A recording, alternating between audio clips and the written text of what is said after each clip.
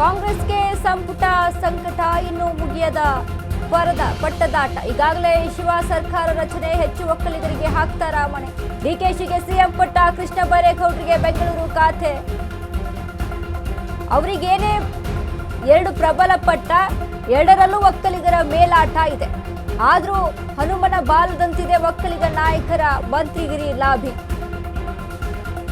ಕೈನಲ್ಲಿ ನನ್ನ ಸೇವೆ ಹೆಚ್ಚು, ನಿನ್ನ ಕೆಲಸ ಹೆಚ್ಚು ಇಲ್ಲ. ಉದ್ದದ ಲಿಸ್ಟ್ ಇದೆ. ಮಿನಿಸ್ಟರ್ ಆಗಲು ಹಿರಿಯರು ಹಾಗೂ ಹೊಸ ಶಾಸಕರ ಸರದಿ ಇದೆ. ಹಾಗಾದ್ರೆ ಡಿಕೆ ಸರ್ಕಾರ ಒಕ್ಕಲಿಗ ನಾಯಕರಿಗೇನೆ ಮನೆ ಹಾಕುತ್ತಾ?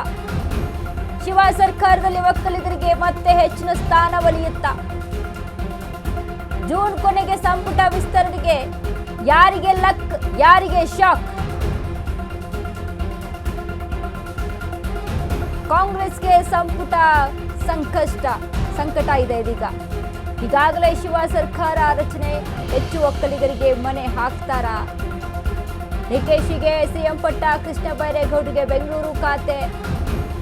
ಅವರಿಗೇನೆ 2 ಪ್ರಬಲ ಪಟ್ಟ, 2ರಲ್ಲೂ ಒಕ್ಕಲಿಗರ ಮೇಲಾಟ ಇದೆ. ಅದರಲ್ಲೂ ಹನುಮನ ಬಾಲದಂತಿದೆ ಒಕ್ಕಲಿಗ ನಾಯಕರ ಮಂತ್ರಿಗಿರಿ ಲಾಭಿ. ಕೈನಲ್ಲಿ ನನ್ನ ಸೇವೆ ಹೆಚ್ಚು, ನಿನ್ನ ಸೇವೆ ಹೆಚ್ಚು, ನಾನು ಹಾಗೆ ಮಾಡಿದ್ದೀನಿ, ಹೀಗೆ ಮಾಡಿದ್ದೀನಿ. ಉದ್ದುದ್ದ ಲಿಸ್ಟ್ ಇದೆ. ಮಿನಿಸ್ಟರ್ ಆಗಲು ಹಿರಿಯರ ಹಾಗೂ ಹೊಸ ಶಾಸಕರ ಸರದಿ ಸಾಲುಗಳಿದ್ದಾವೆ. ಯಾರಿಗೆ ಮನೆ ಹಾಕ್ತಾರೆ? ಶಿವ ಸರ್ಕಾರದಲ್ಲಿ ಒಕ್ಕಲಿಗರಿಗೆ ಮತ್ತೆ ಹೆಚ್ಚಿನ ಸ್ಥಾನ ಒಲಿಯುತ್ತಾ? ಜೂನ್ ಕೊನೆಗೆ ಸಂಪುಟ ವಿಸ್ತರಣೆ ಯಾರಿಗೆ ಲಕ್ಕು, ಯಾರಿಗೆ ಶಾಕ್ ಕೊಡುತ್ತೆ? ಒಕ್ಕಲಿಗರಿಗೆ ಮತ್ತಷ್ಟು ಅವಕಾಶವನ್ನ ಕಲ್ಪಿಸಿಕೊಡ್ತಾರ? ಹೀಗೆ ನಾನಾ ತರದಂತಹ ಚರ್ಚೆಗಳಿರುವಂಥದ್ದು. ಡಿಕೆ ಶಿವಕುಮಾರ್ ಸರ್ಕಾರದಲ್ಲಿ ಸಂಪುಟ ವಿಚಾರಕ್ಕೆ ಸಂಬಂಧಪಟ್ಟಂತೆ ಆಗ್ತಾ ಇದ್ದಂಥ ಜಟಾಪಟಿಗಳನ್ನು ನಾವು ಗಮನಿಸ್ತಿದ್ದೀವಿ. ಸೊ ಹಾಗಾಗಿ ಈಗಾಗಲೇ ಕಾಂಗ್ರೆಸ್ನಲ್ಲಿ ಇದು ಒಂದು ರೀತಿಯಲ್ಲಿ ದೊಡ್ಡ ಮಟ್ಟದ ತಲೆನೋವನ್ನು, ಟೆನ್ಷನ್ ತಂದೊಡ್ಡಿರುವಂಥದ್ದು.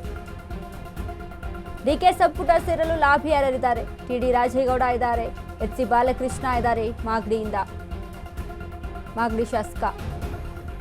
ಇನ್ನು ಎಂ ಕೃಷ್ಣಪ್ಪ ವಿಜಯನಗರ, ಪ್ರಿಯಾ ಕೃಷ್ಣ ಗೋವಿಂದರಾಜನಗರದಿಂದ.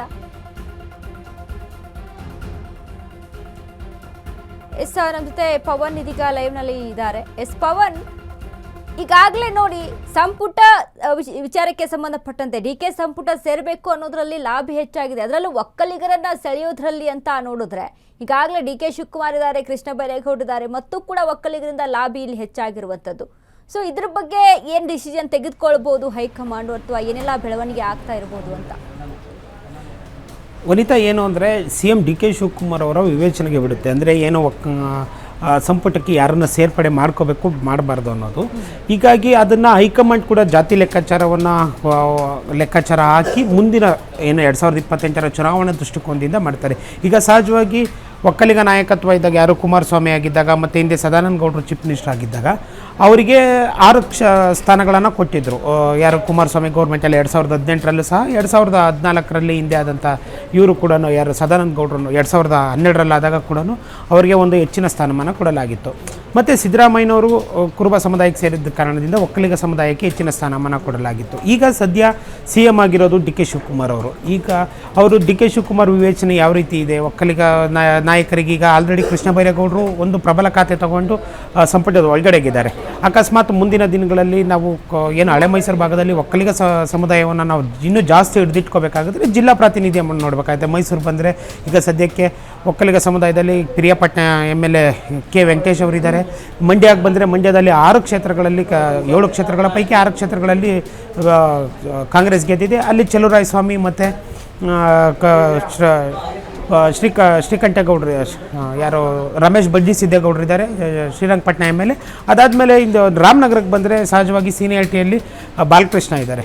ಹೀಗಾಗಿ ತುಮಕೂರಿಗೆ ಹೋದರೆ ಗುಬ್ಬಿ ಶ್ರೀನಿವಾಸ್ ಇದ್ದಾರೆ, ಹಾಸನಕ್ಕೆ ಬಂದರೆ ಶಿವಲಿಂಗೇಗೌಡರು ಇದ್ದಾರೆ. ಈಗ ಇವರು ಯಾರು ಚಲುವರಾಯಸ್ವಾಮಿ ಆಗಿರ್ಬೋದು, ಅಥವಾ ಮಾಗಡಿ ಬಾಲಕೃಷ್ಣ ಅವರಾಗಿರ್ಬೋದು, ಗುಬ್ಬಿ ಶ್ರೀನಿವಾಸ್ ಆಗಿರ್ಬೋದು, ಮತ್ತು ಶಿವಲಿಂಗೇಗೌಡರಾಗಿದೆ, ಇವರು ಹೊಸದಾಗಿ ಪಕ್ಷಕ್ಕೆ ಬಂದಿರೋರು. ಇವರಿಗೆ ಸೀನಿಯಾರಿಟಿ ಅನ್ನೋದು ಬೇರೆ ಪಕ್ಷಗಳಲ್ಲಿ ಗೆದ್ದಿರೋ ಒಂದು ಕ್ಲಾರಿಟಿ ಇದ್ದರೂ ಕೂಡ ಜಿಲ್ಲಾ ಪ್ರಾತಿನಿಧ್ಯ ಬಂದಾಗ ಇವ್ರಿಗೆ ಅವಕಾಶ ಕೊಡಲೇಬೇಕಾಗುತ್ತೆ. ಅದಲ್ಲದೆ ಚೀಫ್ ಮಿನಿಸ್ಟ್ರು ಕೂಡ ಒಕ್ಕಲಿಗ ಸಮುದಾಯದವರು ಇರೋದ್ರಿಂದ ಡಿ.ಕೆ. ಶಿವಕುಮಾರ್ ವಿವೇಚನೆಗೆ ಬಿಡುತ್ತೆ. ಮುಂದಿನ ದೃಷ್ಟಿಕೋನದಲ್ಲಿ ಯೋಚನೆ ಮಾಡಿ ಇವರೇನಾದರೂ ಅವಕಾಶ ಕೊಡಬಹುದಾ ಅನ್ನೋದಾಗಿದೆ. ಅದಲ್ಲದೆ ನಂಜದೂತ ಶ್ರೀಗಳಾಗಿರ್ಬೋದು, ನಿರ್ಮಲಾನಂದ ಶ್ರೀಗಳು ಸಹ ಇವರಿಗೆ ಇನ್ನೂ ಒಕ್ಕಲಿಗರಿಗೆ ಹೆಚ್ಚಿನ ಸ್ಥಾನಮಾನ ಸಿಗಬೇಕು, ಹಾಗಾಗಿ ಇನ್ನೂ ಹೆಚ್ಚಿನ ಸಚಿವಗಿರಿ ಕೊಡ್ರಿ ಅನ್ನೋದು ಒಂದು ಕೂಗನ್ನೇ ಎತ್ತಿದ್ದಾರೆ. ಹೀಗಾಗಿ ಮುಂದಿನ ದಿನಗಳಲ್ಲಿ ಏನು ಇದೇ ತಿಂಗಳ 20ರ ನಂತರ CM DK ಶಿವಕುಮಾರ್ ಅವರು 2ನೇ ಹಂತದ ಕ್ಯಾಬಿನೆಟ್ ವಿಸ್ತರಣೆ ಮಾಡ್ತಾರೆ. 20 ಸ್ಥಾನಗಳ ಪೈಕಿ ಸರಿಸುಮಾರು 2ರಿಂದ 3 ಜನಕ್ಕೆ ಮತ್ತೆ ಒಕ್ಕಲಿಗ ಸಮುದಾಯದ ನಾಯಕರಿಗೆ ಮಣೆ ಆಗ್ಬೋದು ಅನ್ನೋದು ಒಂದು ಲೆಕ್ಕಾಚಾರ ಕಾಂಗ್ರೆಸ್ ಪಾಳ್ಯದಲ್ಲಿ ಕೇಳಿಬರ್ತಾ ಇದೆ. ವನಿತಾ, ಥ್ಯಾಂಕ್ ಯು ಪವನ್ ನಿಮ್ಮೆಲ್ಲ ಅಪ್ಡೇಟ್ಸ್ಗೆ.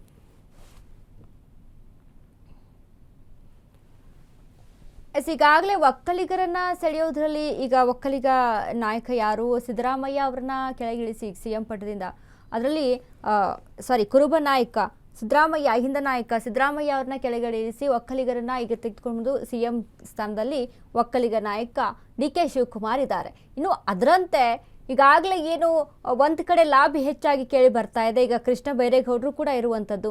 ಸೊ ಅದ್ರ ಜೊತೆಗೆ ಹಲವಾರು ಹೆಸರುಗಳು ಕೂಡ ಕೇಳಿ ಬರ್ತಾ ಇದೆ.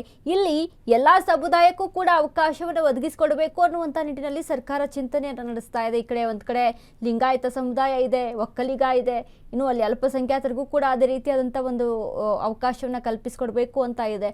ಸೊ ಇರುವಂತಹ 20 ಸೀಟ್ಗಳಲ್ಲಿ ಇಲ್ಲಿ ಆಕಾಂಕ್ಷಿಗಳೇ ಹೆಚ್ಚಾಗಿದ್ದಾರೆ. ಇಲ್ಲಿ DK ಶಿವಕುಮಾರ್ ವಿವೇಚನೆ ಏನು, ಹೈಕಮಾಂಡ್ ಏನು ನಿರ್ಧಾರ ತೆಗೆದುಕೊಳ್ಳುತ್ತೆ, ಕಾದು ನೋಡಬೇಕು.